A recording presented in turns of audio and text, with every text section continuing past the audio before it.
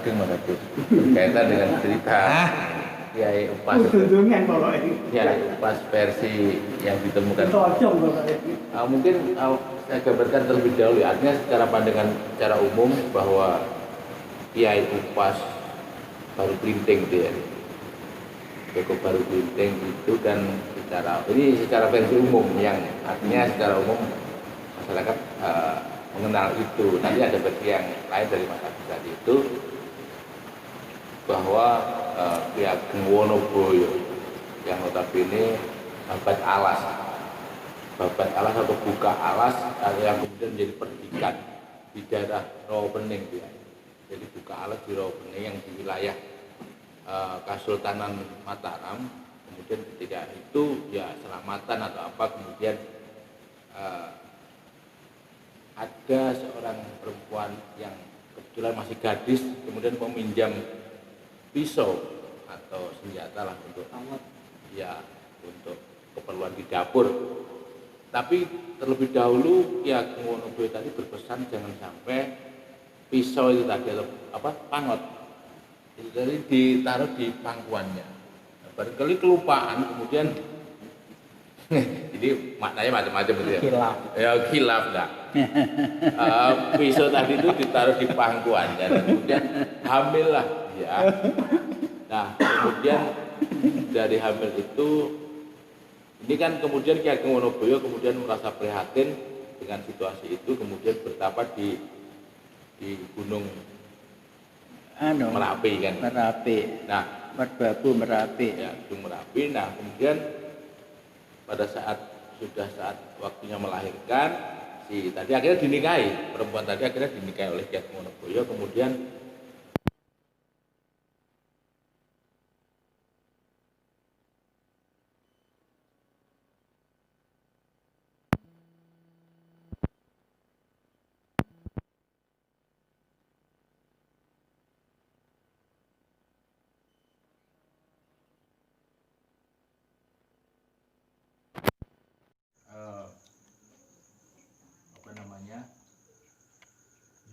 bapaknya atau Ki Ageng Wonoboyo tadi mau mengakui sebagai anaknya kalau baru Klinting tadi.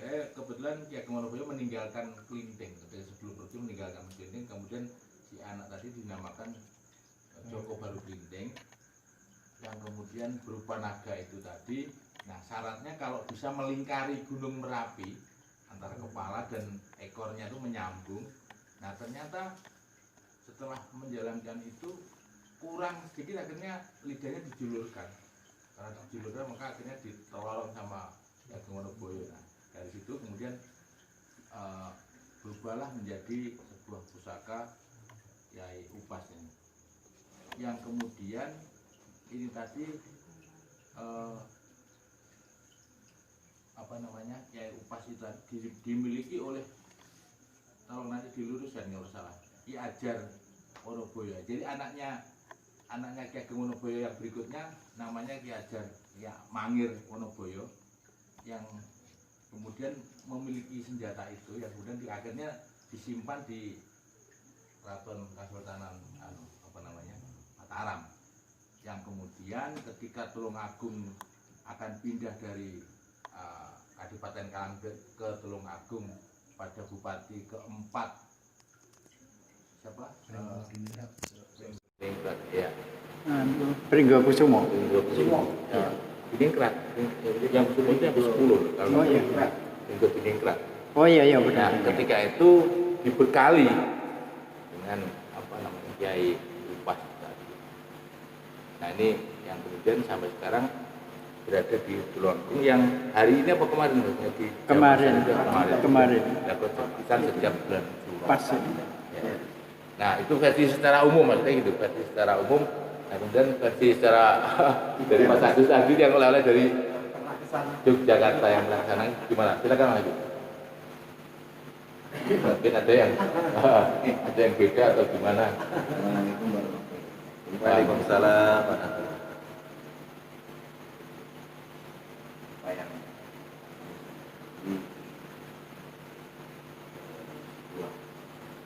Kajian secara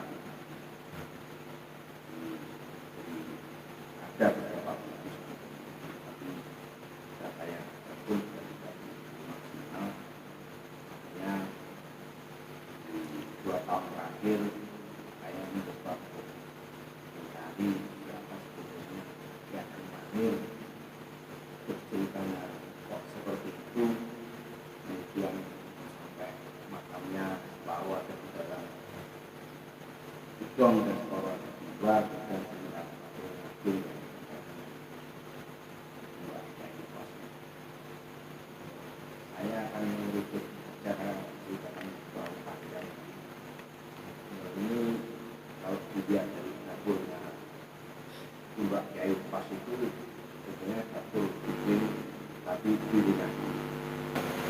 ada piring kanan, piring wadon, dan ini piring Arab yang sangat halus, khas sekali. Kalaupun Mataram pun diberikan.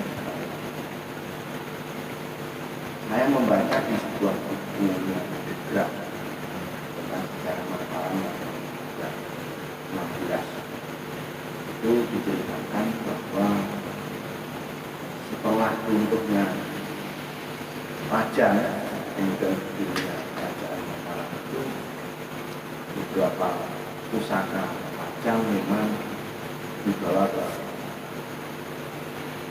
dan memang ini juga permintaan dari Wijaya karena pusaka pajang ini juga dari Demak ini juga pajang ada cerita lisan mengatakan bahwa Mbak Kiai Peret itu juga pernah diuji di alun-alun selatan itu dengan Kiai Pas itu yang Salapis ini Salapis. Jadi peristiwa Mangir yang katanya misi Raji waktu bilang itu sebetulnya tidak. Peristiwanya itu adalah pembunuhan yang direncanakan oleh putranya Alumajil Kepati dari putri Madiun Lakasih Ronggo. Juragan Ronggo ini anak yang sangat beraktif, sangat ambisius, tidak begitu patuh terhadap orang tua, tapi mereka memang cerdas. Mereka iri dengan si Mangir ini, ya Mangir ini adalah menantu atau suami dari Putri Pembayu. Cerita juga yang mengatakan bahwa Putri Pembayu jadi teledek sebetulnya tidak. Pernikahan Pembayu dengan Mangir itu adalah perkawinan politik. Kenapa harus terjadi perkawinan politik? Karena untuk meredam itu tidak boleh ada dua matahari dua. Karena Mangir adalah daerah yang sudah merdeka, yang sebetulnya Mataram tidak boleh mudik-mudik Mangir. Sama seperti Mataram tidak boleh mudik-mudik Mangir. Tapi pada akhirnya karena matahari itu harus satu, Mangir harus disatukan, dan Pati harus disatu. Itu ada dua peristiwa yang sebetulnya kalau dipikir secara rasional dalam konteks kita berpolitik liwat apa istilahnya terlalu berlebihan. Tapi kita bukan hakim ya, kita bukan orang yang berkompeten untuk saling menyalahkan, tapi pada intinya kita bisa garisbawahi bahwa negara kalau mau bersatu harus satu saja. Jadi intinya bahwa di dalam kabar Mataram Pembayu jadi kredit kemudian sampai dilakon-lakonnya supaya digemeni kali sama Kakek Mangir itu. Ketika Sukawijaya itu lebih memilih Mangir sebagai anak mantu untuk menjadi pewaris Mataram dan tidak memilih Raden Ronggo, juga dasarnya pertimbangan politik. Karena pada waktu itu Ki Ageng Mangir Woroboyo III ini pengikutnya juga banyak. Mangir II ini menikah dengan adiknya Sukawijaya. Jadi Mangir masih adem ayem. Tapi setelah Mangir kedua ini meninggal, Mangir ketiga ini dia menuntut hak supaya Mangir itu tetap garang otonomi yang tidak bisa dipilih. Nah, inilah yang menyebabkan kegelisahan sipil. Bagaimana caranya supaya ini bisa diredam dan dinikahkanlah si Pembayu ini. Jadi cerita yang mengatakan bahwa sampai si Pembayu ini, kalau Pembayu akhirnya keluar dari keraton dan kemudian dititipkan kepada Haji Sunan Kalijogo itu memang karena terjadi friksi politik yang sangat tajam sekali dalam waktu itu, pada waktu itu. Benar-benar sisa-sisa konflik, ya sisa-sisa konflik itu ada. Jadi kalau dulu ketika Arya Penangsang itu meninggal dan kemudian Sukawijaya tidak mendapat tanah perdikan itu ya karena anak buahnya si Arya Penangsang ini juga boleh tidak terima siapa sebetulnya dibalik perbunuhannya Arya Penangsang. Karena Arya Penangsang sebetulnya memang pewaris asli, pewaris sah. Jadi karena temperamental dan orangnya itu sangat ambisius, maka menyebabkan beberapa banyak tokoh yang tidak menyukai. Jadi terjadi pembunuhan bukan.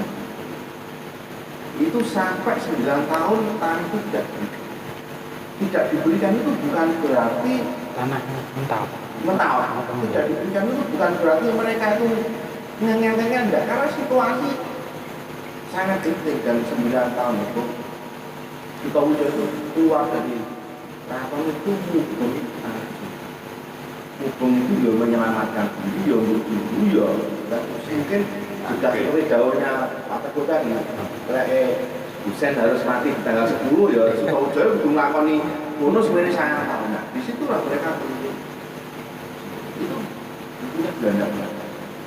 Nah, dampak dari perjalanan keliling Jawa ini, beliau tahu bagaimana kondisi sosial, politik, agama, budaya masyarakat Jawa yang jauh dari pusat pemerintahan, lebih dari 200 tahun terlepas dari raja.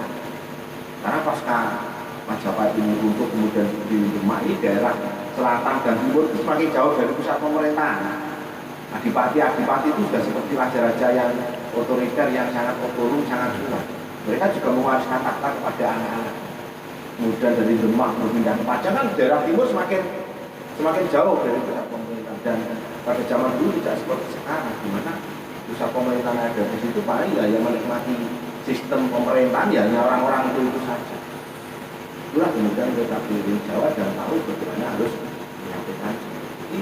Pada saat kemudian beliau menjadi raja dan ada mahir yang menuntut hanya itu, Sutowijoyo itu sudah tahu peta politik, sudah tahu bahwa Portugis masuk ke utara, kemudian para adipati kue ngantek kepada saudagar-saudagar Portugis, kemudian orang-orang pesisir utara itu banyak yang mengabaikan perintah adipati dan rajanya, tidak mau sekolah dan sebagainya. Karena pengkhianatan dari kaum pribumi itu sudah sangat luar biasa di daerah pesisir-pesisir yang ekonominya mati, sehingga akhirnya wis timbangannya rame-rame, wis putra-putra Arabene wae karo. Inilah kemudian Mangir ini memang bukan pewaris asli kalau dia ambil sisi dari Mataram, tapi kalau dia ambil sisi dari Pajang, dia juga pewaris.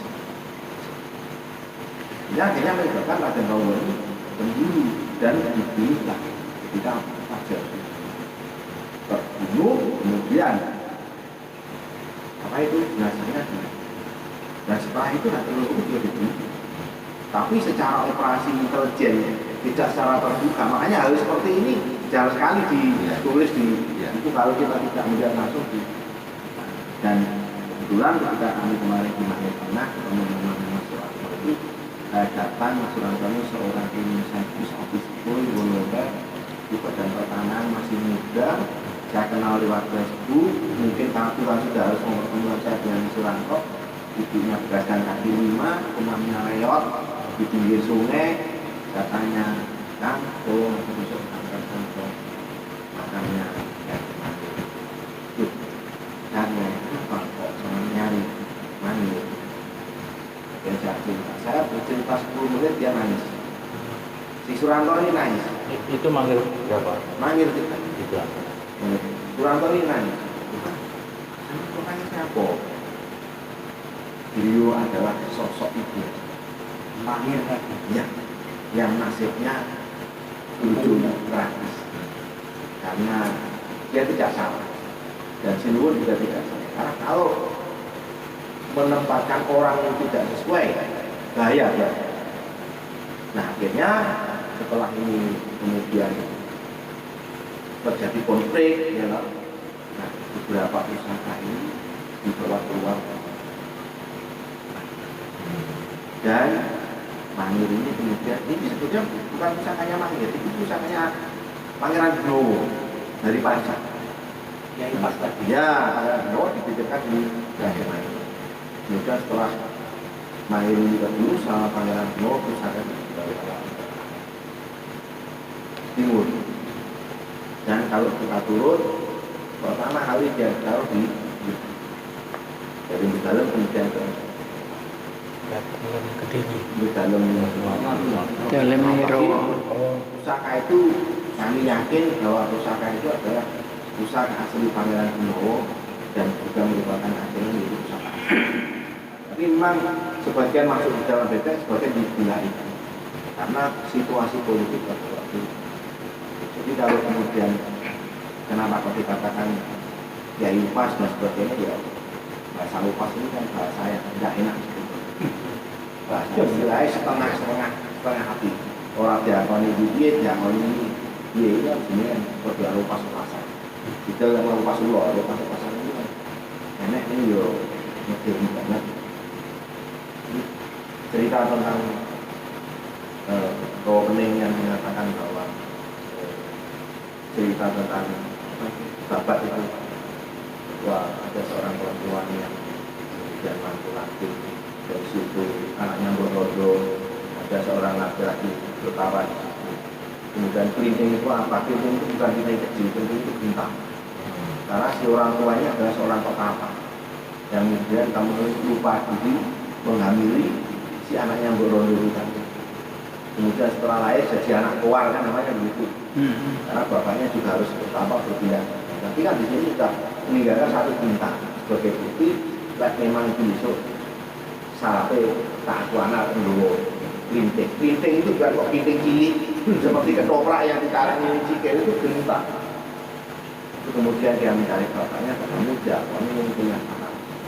Karena bapaknya ini seorang bapak yang sangat hormati. Kalau kamu harus bisa itu juga artinya pelaku aplik menyebarkan agama, tapi akan bagaimanapun namanya anak keluar atau anak menikah di luar, anak lahir di luar menikah itu tetap cacat. Tidak digambarkan dia sebagai budikan cili, ya seperti itu. Nyatu sobelan itu cuma bahasa. Jadi sekali lagi bahwa akibat dari perbuatan itu tetap tidak bisa namanya baik dan tetap. Ini akhirnya ya biarannya cacat. Jadi dalam memahami serat itu tidak boleh kita langsung telan mentah. Dia bahwa bocah ya keriting ini lah itu salahnya ketoprak kita itu ya akhirnya menjadi rujukan sejarah. Iya. Padahal cerita ketoprak itu ya cerita ketoprak, sejarah itu adalah sejarah.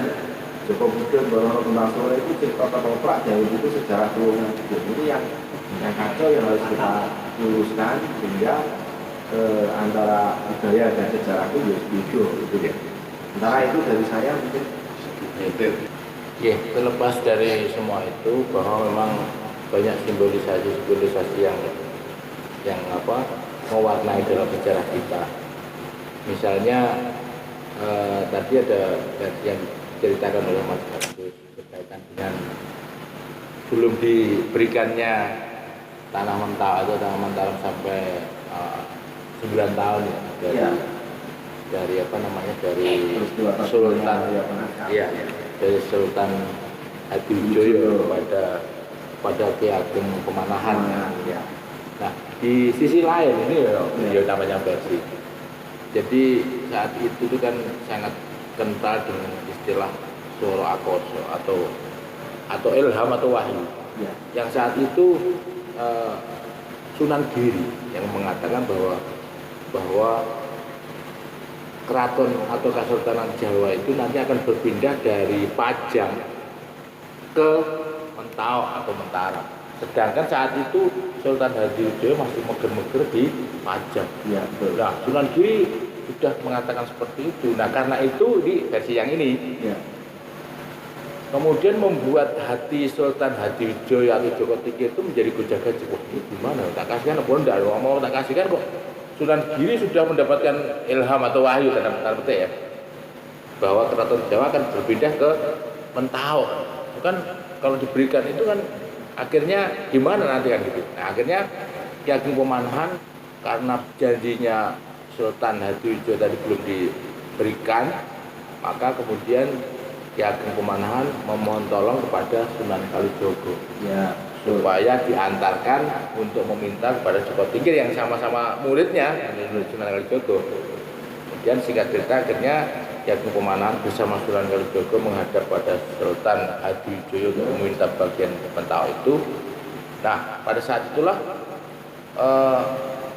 Sultan Hadiwijoyo berterus terang, wah ini Sunan Giri sudah mengatakan seperti itu. Akhirnya Sunan Kalijogo mengambil jalan tengah. Oh gampang kalau gitu.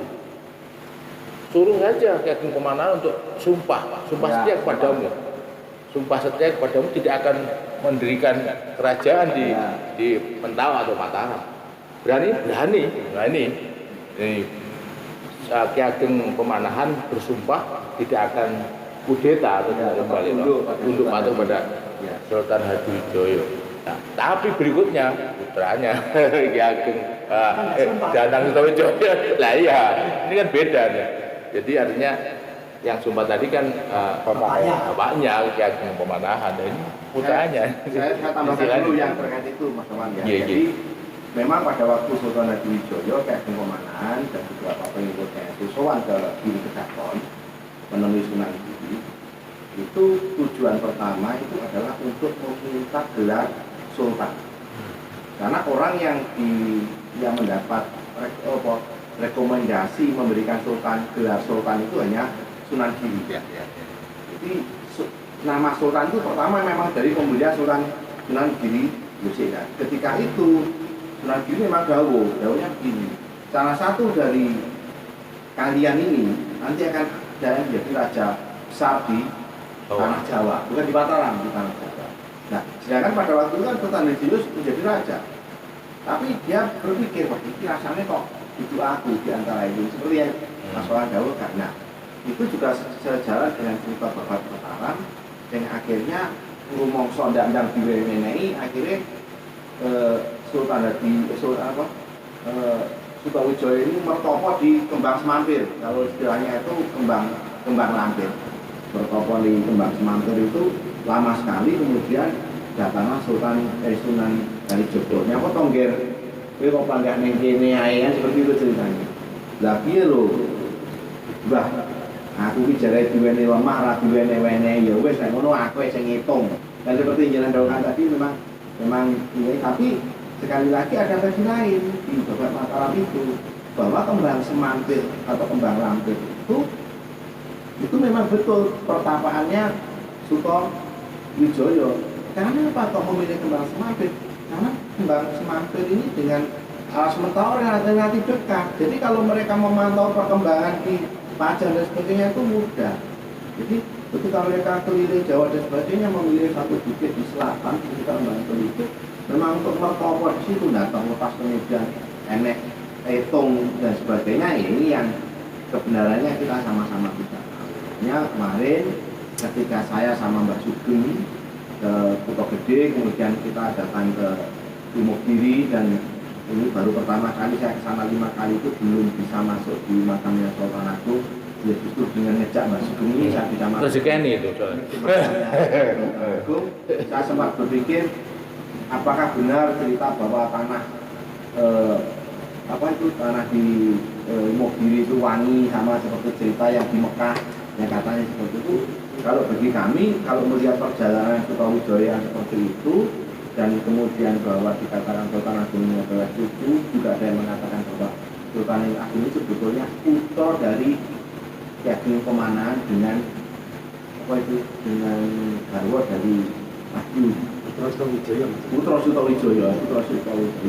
Jadi tidak menutup kemungkinan bahwa di dalam perjalanan spiritualnya mereka pernah berguru di situ, kiainya ada di situ, dan memilih kemudian meninggal berada di makamkan di tempat itu. Karena kalau kita lihat kondisi gunungnya, jaraknya, ketinggiannya, itu jelas tidak mungkin kalau hanya sekedar cerita wangsit yang hanya seperti itu. Pasti ada latar belakang, dulunya pasti ada di situ, terus kemudian jasanya juga besar terhadap Mataram, sehingga memilih seperti para raja-raja yang dulu ketika meninggal kemudian dia memilih pulang ke orang tuanya atau mendekat kepada gurunya. Ini kesimpulan pribadi saya, yang saya yakini bahwa itu lebih rasional daripada kita cerita tentang sing lemah ini jaluk makam ini ini.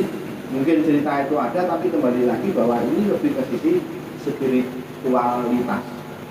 Jadi kalau sampai sekarang bahkan ada cerita lagi, kenapa Kota Gede itu jalan ini kok menggak-menggok dan sebagainya.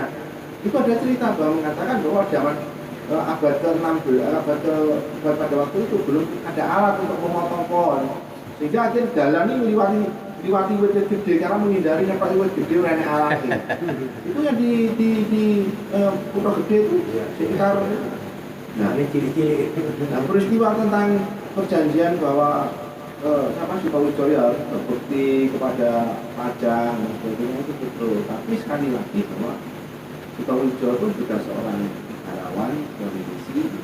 Mereka juga ingin mengembangkan Mataram lebih maju daripada pajak, dan tantangan pajak juga semakin berat, sehingga akhirnya dia memilih. Kan pada waktu itu ekonomi di sebelah utara, bukan lagi sudah masih ekonomi apa, ini ekonomi perdagangan ya. Ini ekonomi agraris ini benar-benar dibangun oleh di juru petani, Ki Ageng Komanan dan sebagainya itu, sehingga akhirnya menyebabkan Mentawai ini menjadi daerah yang sangat makmur.